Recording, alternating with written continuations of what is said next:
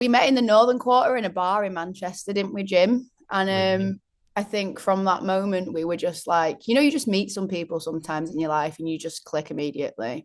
So I have like a very deep love for Manchester because it gave me my best friend, it gave me the band, it gave me my partner, it gave me all my friends. Wear a heart on the sleeve. You know exactly. Oh, we're zooming in. Um, To come to India for the first time and play in front of all these people that I guess are new in their hot milk journey. Let's give them the best experience so that they want more. Indian food is my favorite, by the way. So, I eat it every week. we've always said like the songs have always got two lives. Once when they come out, and the second time when you play them live. All right, these are our Lolla India 2026 specials, and we're very pleased at Radio 1 to welcome Hot Milk, the band from Manchester. It's Han and James. Jim, Han, nice to meet you guys. How are you? Hello. We're excited. We're just so happy to be here, mate. Well, we're big on origin stories. Take us back to Manchester. How did Hot Milk actually happen? Well, we met in the Northern Quarter in a bar in Manchester, didn't we, Jim? And I think from that moment we were just like, you just meet some people sometimes in your life and you just click immediately. That was like what 10 years ago, 15 years ago. And we were like friends for a long time before we started writing music together. But one night we just decided to have a bottle of wine. We were living in the same apartment and we started writing, we got drunk and started writing songs. And now accidentally we're here. Yes, many noble things have happened over beverages. Jim? Yep, and they still continue over beverages. It kind of moved from, oh, this is quite a fun pastime to like, we can actually write songs. And I think I just remember hearing Han like sing in the shower once, and I was like, huh, maybe let's give this a go. So yeah, we just ended up writing more and more and more, and like, Yeah, we had we've been in bands since, the early, I was busking outside of races when I was like 12 years old, playing acoustic guitar, playing like The Killers or Oasis or whatever. So, it's always been something we've loved. And mm, I was just lucky enough to find someone who had the same drive and passion as I do. So, yeah, for better or for worse, we've kind of ended up where we are now. Well, he just mentioned Oasis. The brothers are back. But my question really is about Manchester. What a rich history of music there. You know, the Smiths, Oasis, so many other bands. I wonder if you grew up listening to lots of local bands, Han? Or what would they be? Yeah. I mean, you don't get a choice. I think Hmm. it's just part of the furniture here. It's woven into the fabric of this city. I mean, I am the first person to say I love this city. I can see it, the whole thing from where I am right now. I'm on the 17th floor of an apartment and I can see the whole city in front of me. So I have like a very deep love for Manchester because it gave me my best friend, it gave me the band, it gave me my partner, it gave me all my friends. So I am very grateful for this city, and I think it's the best place in the world. And I think it's rich musical heritage. Yeah, maybe Hot Milk aren't exactly like those things that came before, but I think we like to keep them with us as we move. I think we are still inspired by the same streets, and I think we have the same ethos, and I think that's what this city gives you essentially. You know, what I really love about your sound is your songs really switch between aggression and vulnerability very quickly. I mean, there's aggression and boom, it's just so soft. How do you translate emotion into sound, Jim? I think it just comes out of us. I think we always, like the guitars, the keyboards, whatever. It's just like a conduit of getting. I'm not very good at like. We've got two different people in this band. Hannah's wear a heart on the sleeve. You know exactly. Oh, we're zooming in. Yeah, Hannah's very much wear a heart on her sleeve, whereas I find it a little bit more difficult to kind of talk about stuff. So I'm better at kind of turning my feelings into like chords and progressions and stuff like that. So I think I think between us it kind of comes quite naturally. Yeah, it does. And even when I listen to you guys vocally, Han and Jim, you often trade lines or you sing together. How do you decide who sings what? It's funny, people ask us that question a lot. I think we just kind of go, "Oh, I don't want to sing this bit. You should sing this bit," and we just go, "Yeah." Like we've never ever argued about that, or like It's always been quite obvious, I think. Sometimes I'm just like, I can't be bothered, you do this bit, sometimes it's out of laziness. Sometimes But or might like be if I go on. just due to like how high we can sing or how low we can Yeah. sing or kind of timbre or whatever. Like I mean, it's a choice. sometimes we'll be like, okay, I've written this bit of this song and I really want to sing it because it's like about me. Sometimes it's like there will be like a really strong putting the hand up of like, I need to sing this bit. But I think generally speaking, we never really argue about that bit. I think we are very lucky to have two vocals in this band. I think it's a part of our calling card, and I think it gives us the flexibility to go in different places a lot of other bands can't, and it keeps it interesting. With Hot Milk, fans really connect deeply with themes of anxiety, of identity, anger, hope. Are you guys conscious of that responsibility? I don't think I am. I think I write what for me first, and me and Jim write for us first, and something that we need to get out of our heads. Like, we've got to remember that when artists write art, they do it for themselves first and foremost. Because if as soon as you start doing it for somebody else, then you are doing the whole thing a disservice. Like, it should be out of your heart because you need to get it out of you. Like, it shouldn't be for anybody else. But the thing is, it's beautiful when those things do resonate with someone else, and that's when the magic happens, right?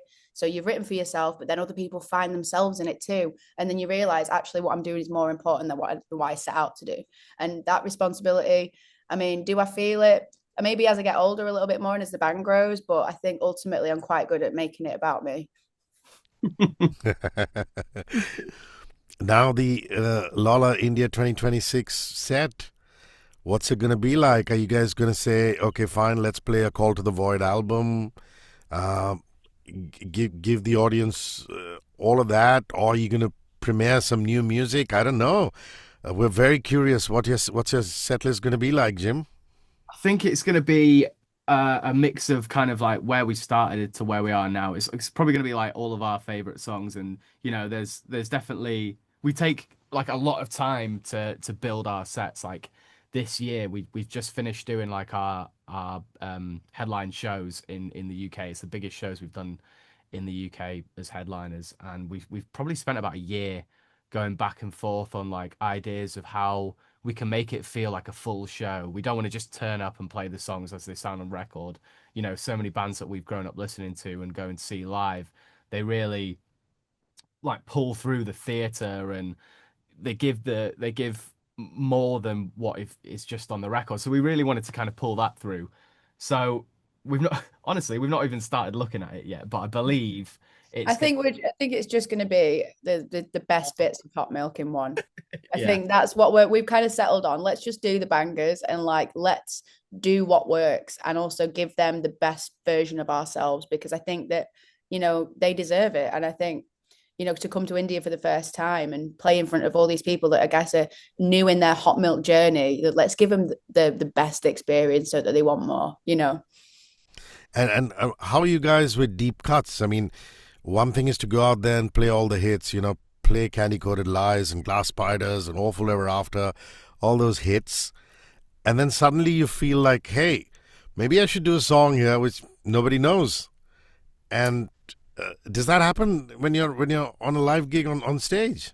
Maybe on like a headliner. I feel like on a festival, maybe not, because I think, let's just keep it high octane. Like, we've not got long. You got to remember, we've only got like 40 minutes. Hmm. So let's cram in the things that I know that they're going to lose their minds over, because I want carnage. Like, I want blood in the air, metaphorically.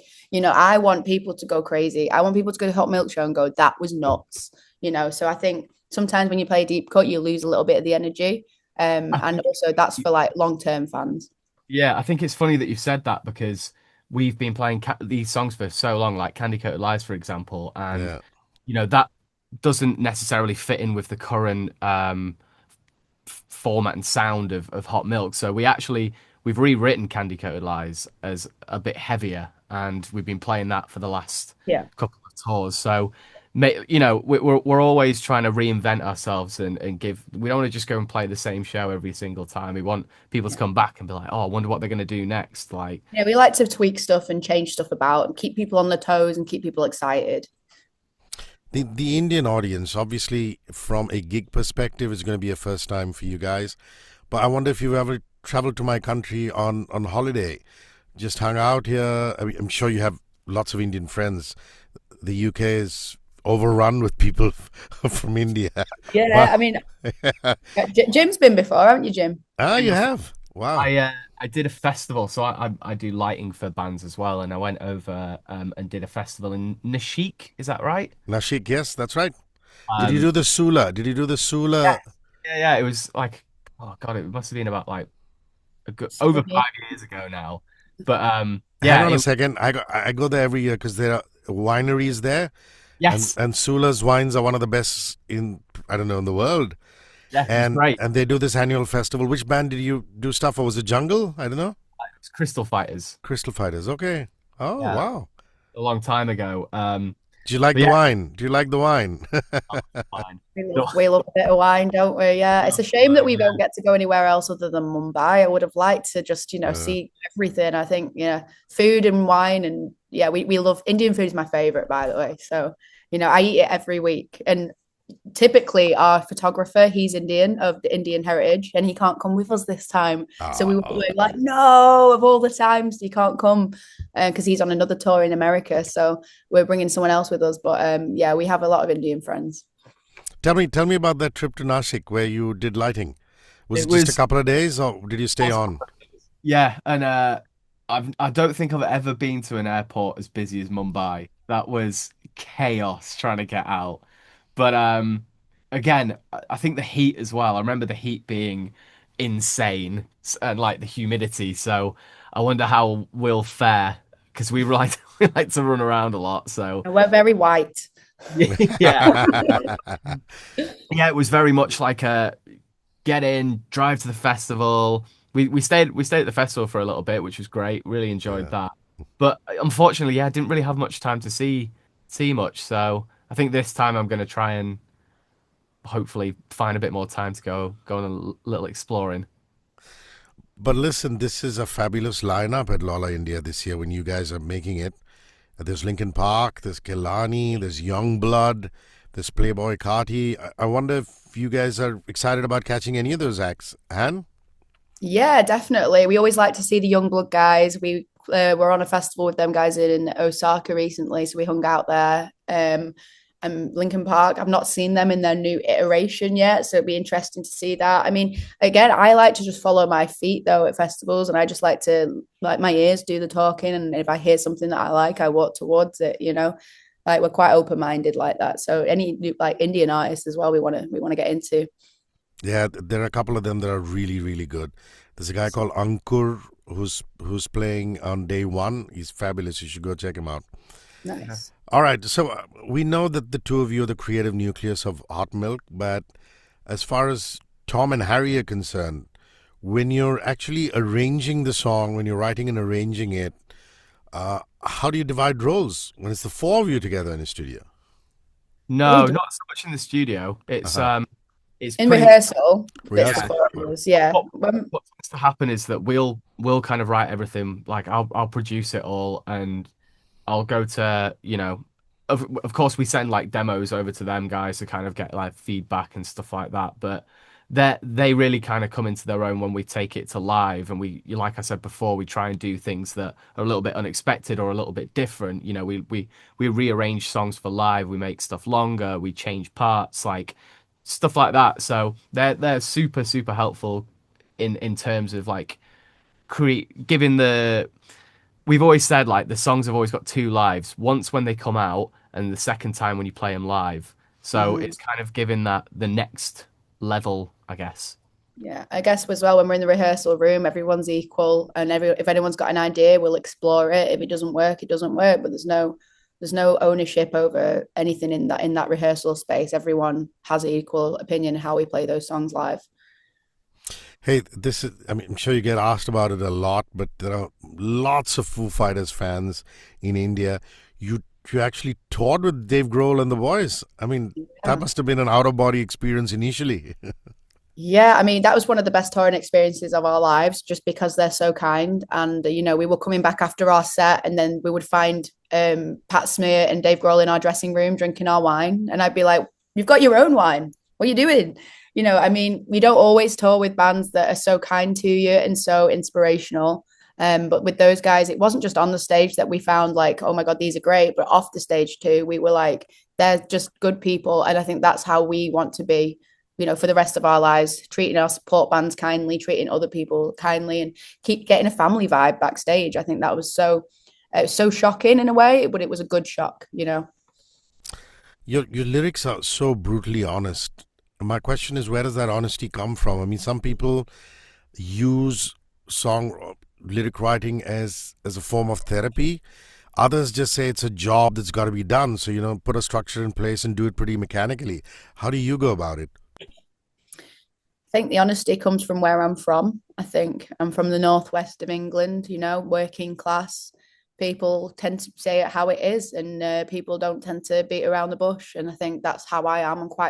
Some people say I'm quite brash. I think I'm honest, and I think that comes through, in the lyrics, and we don't hold back. I don't tend to overthink. I think that's probably one of my biggest flaws as well. The fact that I don't tend to overthink things, which can be I guess means that stuff comes out of my mouth quite quickly. The Jim, thing do you think? with lyrical, Hannah comes with a book full of stuff. It's more shrinking it down to fill it in or fit it into a song. So Yeah, I yeah, have essays of think it's words. And, we've always said like it's easier to be yourself than be someone else. Like if you're trying to front and pretend that you're something that you're absolutely not, you're going to get found out. So the easiest way to kind of start this and be creative is just to pull from your own emotions and your own experiences. So yeah. yeah, I think lyrics have always been quite easy, haven't they? Yeah, I think we're quite strong in who we are. I think we both know who we are, and I don't think we take any shit. I think we're kind of just very strongly ourselves, and I think that honesty comes with that inner strength and that spirituality that we draw upon, which is the strength in knowing who you are. Is there a gig that really changed your life as a band? Your confidence levels, everything that just went through the roof? I think for me it was download main stage. Yeah, I Wow. think it was two iterations actually. The first one was coming out of COVID, and it was we walked on stage and literally every single person at that festival, because we were like the first band on the main stage, promoters, booking agents, no one had had a gig for yeah. so We were the first bit of live music people had seen in like 2 years. Wow. There the was energy no was insane. It was like that Everyone was proper crying. buzz, buzz in your belly kind of vibe. And I think that was so important for us to be like, wow, like this is what we've missed. And like any time there's been a difficult day on tour, or there's been like a show that's not gone so well because of XYZ reason, kind of just gets wiped away, because that feeling is why we do it. And that's why that's why we're all here. We're all going to gigs to get that feeling. And it's Yeah. something that we can never take for granted. And do you have a gig that you still look back on and you get goosebumps? Somebody else's gig when you were a kid? Your first big concert or something that just blew you away? Both of you. Maybe you can start, Anne. Yeah, I mean, I remember watching Greenday at Lancashire Cricket Club when I was probably about 13. I Wow. think I got the train in the morning with my friend Dan, and we stayed outside. You queued up for hours, like we wanted to be at the front, right? And I'd followed that band around for years, but I remember watching that, and I remember thinking, all these girls were screaming at him, and I was like, I don't want to scream at him. I want to be him. Do you know what I mean? I don't want to shag him. I want to be him. So I think that was the moment where I was like, I think Joan Jett was supporting as well. So I was like, okay, I don't know how I'm going to do it, but I want to do that. And that world felt so far away. I don't come from someone who my mom and dad aren't musicians. They're very normal people. So it was like, how do I get from here to there? And through many, many years, we've managed to somehow worm our way into some kind of situation where we get to do that. And I think that moment of like, okay, I'm going to do this and I'm going to figure it out. And it was that was a life changing moment for me.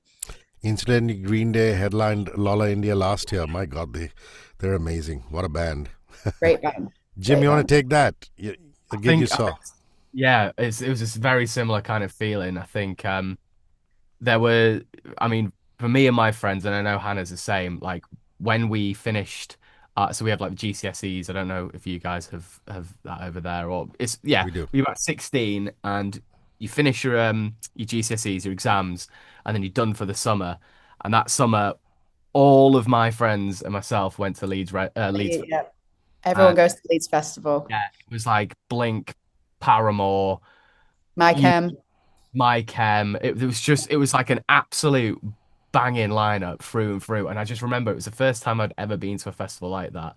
And you stay for the weekend, and it was the same experience of just watching all these bands, and you're like, how do I get to do that? That is the coolest job in the world. Like, how can I do that? And I think Yeah. that was it, was that life affirming experience that I came home and I was like, right, this is what I've got to do. This is where I want to be. Like, I want to play this festival, and we did. We were lucky enough to play Yeah. that festival a I couple of think years. as well when you're at that festival at that age, we didn't have phones either. Like we all went with a Nokia 3310 and you turned it off on the Friday night and then you only turned it back on the Monday morning. So we were lucky enough to still be in an era where we were watching music or being at festivals without the existence of smartphones. So I'm very happy that we grew up at that era. Yeah. There's so many things that people say about bands and why they write music, and most of us fans just conjecture. So allow me this because I've got an opportunity to ask you. There's one of your EPs where I've always been intrigued by the title itself. And I've asked myself this question, saying, what were they or what was she thinking when they wrote this? I just want to know what happens when I'm dead. Mm-hmm. I mean, it's been 4 years since you did that EP. Why would you title it that? I think at that time, and I think as we all do through life, you kind of start thinking existentially, like, what is the point of all this life that we've been given? I mean, I'm not religious, like I'm very quite spiritual, but I wouldn't say that I was believed in any kind of theistic religion or whatever. And I think those questions, you start asking yourself these things, especially when, you look for answers in life. And I think that was, and it still is an ongoing question, but I think I've come to sit with it in a great space of like, that's okay that we don't know that. I am very happy to have that adventure when I do die. I think I see this life as, finite, as we all should. And I think, going forward and wondering what happens after the fact, I think that's not for me to know, and I'm okay with that right now. But it's a beautiful question that I think we should all keep in ourselves, and it should actually affect how we act and treat towards other people. I think when we think about life as a whole linear thing rather than just the immediacy, I think we kind of make ourselves better people because we realize none of this really matters and it's all going to end at some point. Jim, I wonder how much input you have. I know you guys produce your own music, but in terms of the video making, I saw, for example, the video for Sympathy Symphony, which is a black and white video with you guys in different rooms. It was quite moving, quite explosive. So as far as the videos are concerned, do you have a go-to video maker? How much is your input? Tell us about that.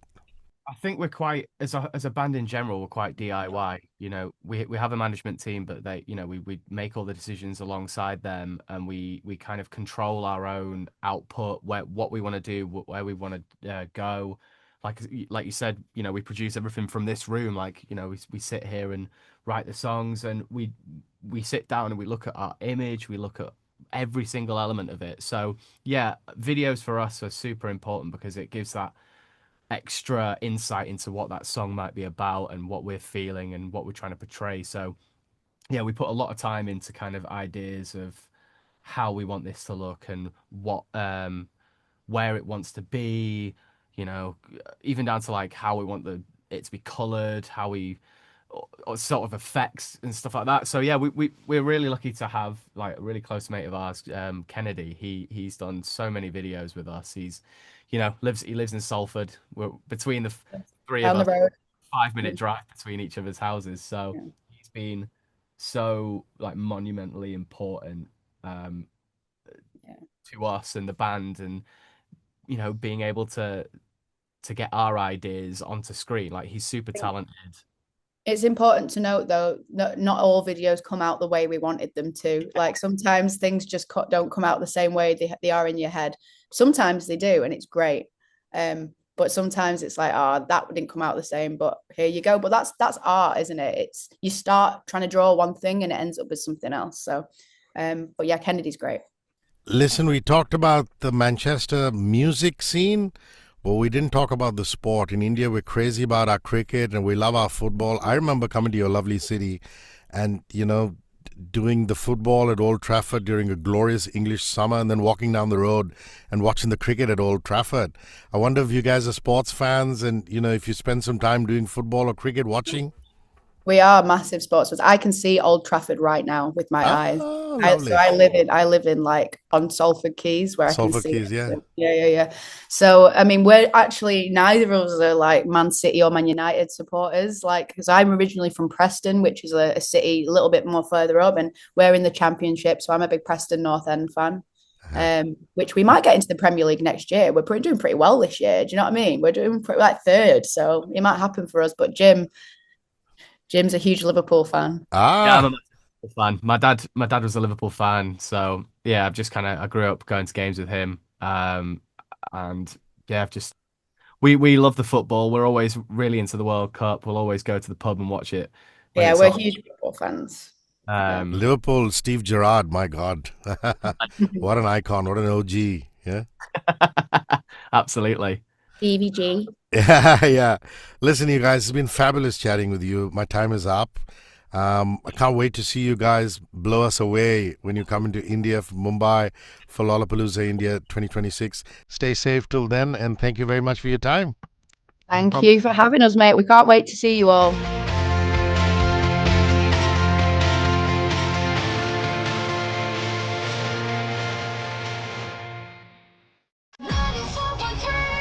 One world, your station.